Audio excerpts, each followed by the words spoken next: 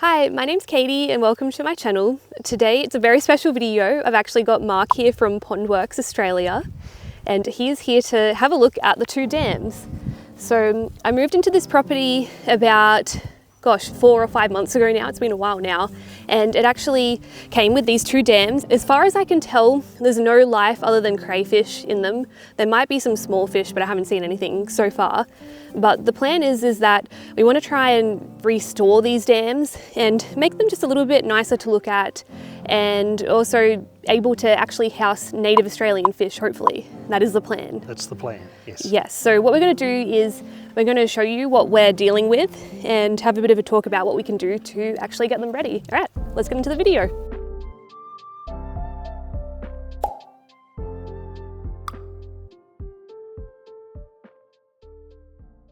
A dam, for everyone overseas, a dam is, I suppose, a hole dug in the ground that holds water. In America, they're commonly referred to as a pond or maybe even a lake. More or less the same thing, a storage vessel for water. Many years we've left them idle, and of course all the leaf litter and everything falls down in there, and this really pulls down on the biological oxygen demand. So that biological oxygen demand is taking up a lot of that oxygen and creates a bit of a almost anaerobic environment down there on the bottom. There's a few ways that we can go about aerating and actually improving the health of the ecosystem and starting to restore some of the balance of getting that beneficial bacteria working again in this body of water. One, of course, is sub-aeration. That's probably one of the most common ones we use here in Australia today. And of course, and then you've got fountain aeration. Aeration diffuser, or sub-air as we call it, is a diffuser disc that sits on the bottom of the dam, and a plume of bubbles comes up. So much like an air stone sitting in a fish tank, creating that stream of bubbles, this is doing the same thing, only on a much larger scale. And that's got the bonus of being mounted remotely in a different location, and just have air line running down through to the dam. So you don't necessarily have to have power right there at the source. And the other big bonus with the sub-air systems is they're helping pull the cooler bottom waters up to the surface. And overall that lowers that surface water temperature and reduces your evaporation. And of course, and then you've got fountain aeration. So fountains are the pretty aesthetic flow of water, normally comprised of a floating fountain unit sitting in the middle of your dam and spraying water out. Whereas a sub-aeration system works on a rocking piston compressor or even a rotary vane compressor. And you were saying too that those compressors, they're called, right? Yes. They use about 200 watts of around about electricity? 200 watts roughly, so quarter horsepower, and they're designed to run 24/7. Yes. And so we figured out that would be around about 5 cents Australian per hour. Roughly around about there. Roughly. To run. Like Mark was saying, you can have the unit actually somewhere like a shed and then just run the air pump out to the bottom here, versus a fountain, you have to actually run the electricity out. That's right. Yeah. So it can become very expensive to run a cable from all the way at the house down to actually power your dam. Whereas running power down here, we don't need as much cable for the fountain, and we can also utilise that power for other things such as irrigation pumps and everything to start utilising the source of water. Yes, and a fountain would be about double the electricity to run, more like 400 watts and then about 10 cents an hour roughly. Roughly, yeah. And then fountains can be quite expensive for the unit itself. Like you were showing these kind of bigger, fancier ones that are like $4,000 or something. Yeah, $4,000 sort of your base starting models. Yeah. For your better quality units, there are cheaper Chinese ones out there that can be done. When we start getting into the larger sort of aerating fountains, the price can really go through the roof, and we can be talking up $80,000, $90,000 wow. plus. So things like Lake Burley Griffin, there's a 25 horsepower fountain in there. That's up around about $90,000 worth of fountain, I think at the moment, yeah. Yeah, wow. Yeah, if you have like a lake at your house, you might want a really big fountain. Or you can get cheaper ones where it's like just a big round kind of nozzle and then you just attach a pump to the bottom. That's right, yeah. Yeah. There are a few other cheaper options, but for a Yes. dedicated fountain unit, yes, you'd expect to pay a little bit for something of quality. So we're thinking of maybe, definitely having a compressor in both of the dams because that's going to really get the water actually moving the best as well. The fountain would really be more as a bonus for aesthetic purposes and something that's not on 24/7, something that's on a timer. If I did add that in, and probably just add it into one of the dams, maybe the one that you can see from the house. This is a bird's eye view of the two dams. The plan would be is that we are actually going to run electricity from the house to the sheds and then also out to this part here, and we're going to put a box here that will have power points, and that's where we can set up the compressor, and then that will run its air pumps out, and then also that will have the electricity to the fountain pump that will be in this dam here. And then I'm also going to get the electrician to possibly run electricity out to here as well near a tree, and we're just going to use that to put some lights in, hopefully, that will shine up into the trees. I suppose the other thing we should mention, Katie, is you've got a little bit of almost like blue-green algae happening down here on the surface of the dam, and that's the other bonus of getting the aeration in there, is that's helping remove a lot of that nutrient that's feeding that. Yes, okay. Oh, you can't see it as much now. It's all gone down the end. The breeze has pushed it along a bit, I'd say, yeah. And so what is causing that green algae? So that's all the decomposing leaf matter and all the debris that's sitting on the bottom of the dam. Basically, with more oxygen, we can get more aerobic bacteria in there to process and have that break all that leaf matter down, gets off-gassed into the atmosphere as free nitrogen gases, and allows that cycle to happen. Right. For people who keep fish tanks, you're probably used to having a filter, and then all of your beneficial bacteria lives in your filter. Pumps all of it, all of your water through there, and that's how you get your ammonia and nitrites down. This is a different situation because there is no filter, obviously, but all of the beneficial bacteria you said is living just on the dam kind of on the walls. surface, yeah. On the surface. Even the leaf litter and debris has all got bacteria growing all over it. This is a really big body of water, so there's a lot of surface for the aerobic bacteria as well to live on. That's right. Yeah. Versus when you have a small aquarium, I guess it's kind of hard to get that surface area. Or if it's like a small pond or something like that, if you didn't have filtration, it would be difficult to have the surface area to not have a filter. That's right. With the water moving through. So that would be the difference too. You know, I've done it myself, had a patio pond set up running just on an air stone. Okay. And it slowly establishes that natural ecology in there with just that aeration occurring. So it's all definitely possible without filtration. Yes. But certainly a still water body versus a moving water body is two different things. You know? Yes. And that moving water body's got a lot more potential. It's holding more oxygen in the water and can therefore support more life. The other thing we were going to talk about would be plants. When I first started talking about it with Katie, she wanted to plant lotus and water lilies and everything, and it was like, whoa, hold on a sec, let's back up. Water lilies are fantastic, don't get me wrong. I've got a mate over in Perth there, Ian McGregor, who produces some fantastic water lilies and hybridises them and all the rest of it. The unfortunate side of water lilies in a dam is their roots travel out and they rarely start to invade your whole entire surface. Before you know it, you've got a choked waterway. So if we were going to put water lilies in this situation, we want to keep them in pots so that we can train them. And they're going to be pretty religious about pulling them out every year or two, pruning those roots back, replacing the substrate medium with new material so that they're nice and fit and healthy again to keep on going and prospering.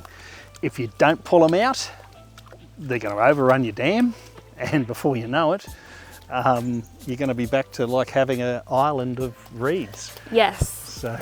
Yep, just like what we've got in the other one. There are some other options though for plants that are a little bit more manageable. So we've got some plants here. All right, yeah, I brought you out a couple of things. This is a variegated, these are actually natives as well. I think it's really important in the type of situation we're working in to work with natives, because there are other dams around the area And the last thing we want from overland flow is to have an invasive species or a non-native species get away, escape out of that dam, and end up elsewhere, and end up becoming a neighbour's problem. I don't think that'll go down too well. No. So this is a variegated bormy. You can see the lovely colours. It's slowly becoming a more common pond plant. We don't see too much of them. It's only really just starting to get out there, this one. So that'll maybe get to about 1 metre tall and growing around the edges. Hopefully your goats don't eat it on us. Yes, because that's an edge one. It is an edge one, yeah. Okay. The other one I brought along is a bacopa. This is a small leaf green plant. Gets a little white flower. Obviously there's no white flowers here at the moment. This will grow along the embankments, and it will also grow submerged. So some of you may even already have it in your aquarium growing at home. I'm sure that people have molly. Molly. Not for you to eat. I'm sure that some people have grown it fully submerged, but it creates a lovely green mat, which can be quite beneficial if we can get it growing along here. It's actually going to create that lovely green carpet, and it's going to look like it's grass all the way to the edge. That would look beautiful. It would be. Anyway, we'll put it in a little bit deeper, and hopefully the goats don't find it. Yes, who are looking at us this very moment. Yeah, maybe it's not a good idea to put it in now. Fingers crossed. I'm thinking this dead tree might be a good point. Okay.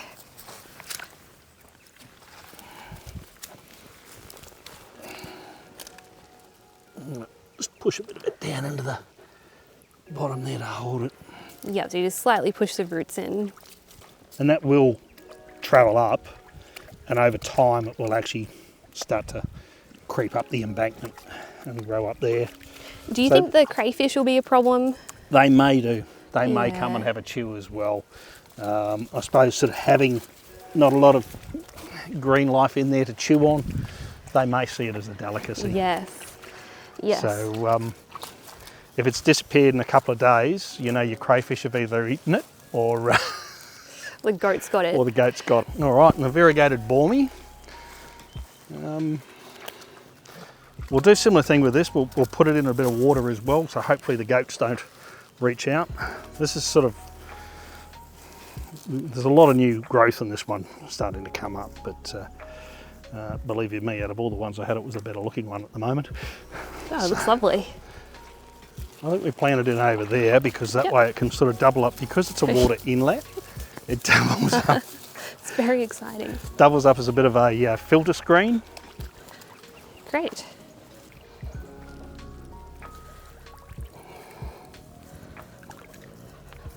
All right, let's hope for the best. An All right, at least I've got it on camera so I can remember exactly where they both are.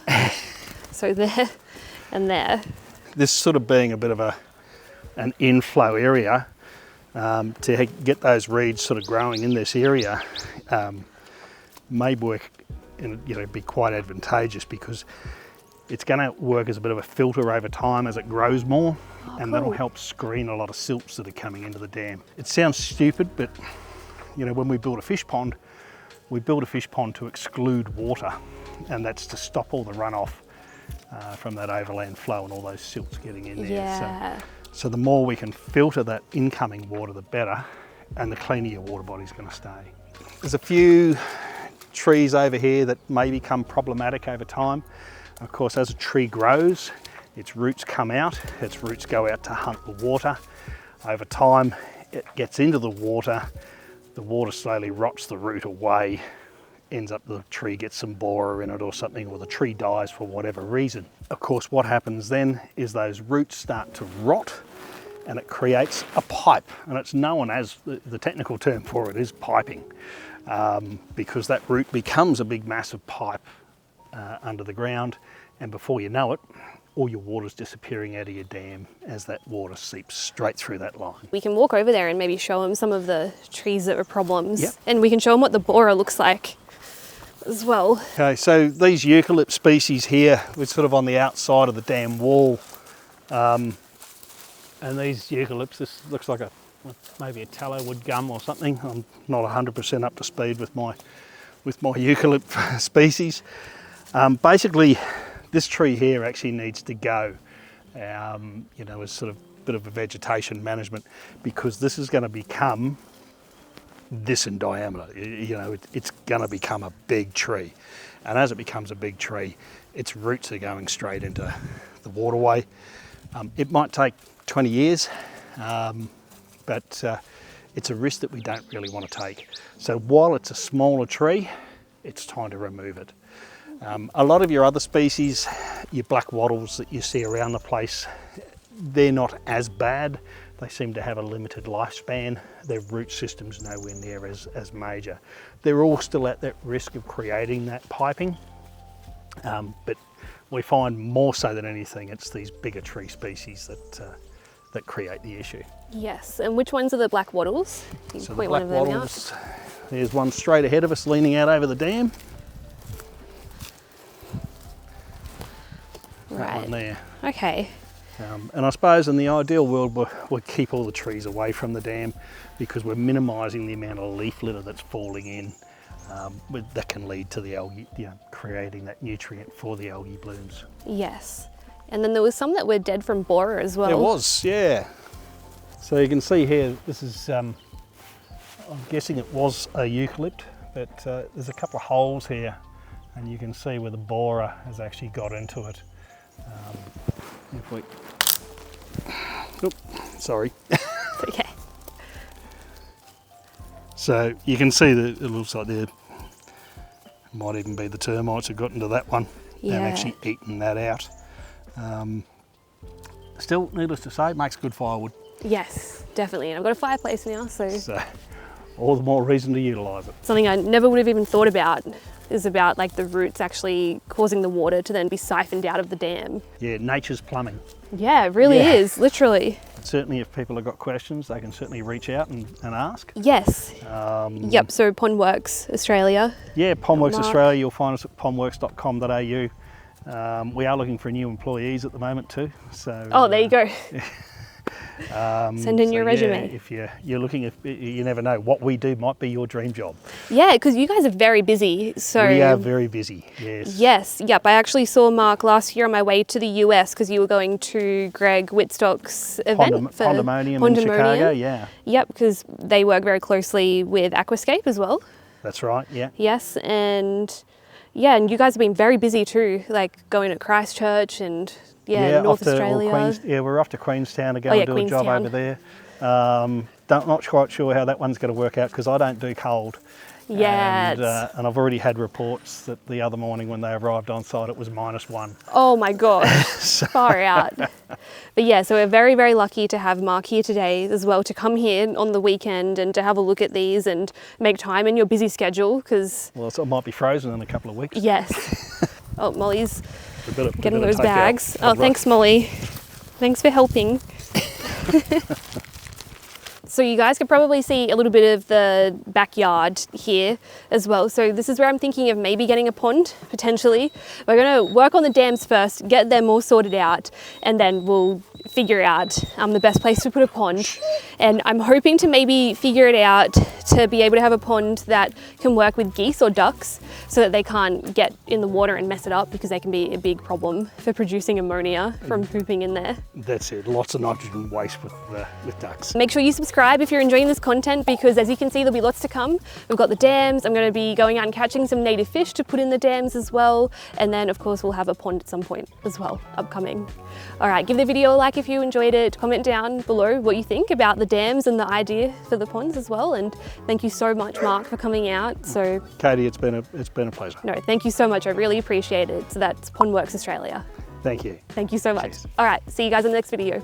Bye. Pregnant one? Yes. Yeah. And the friendliest of the lot? Yeah, the friendliest one.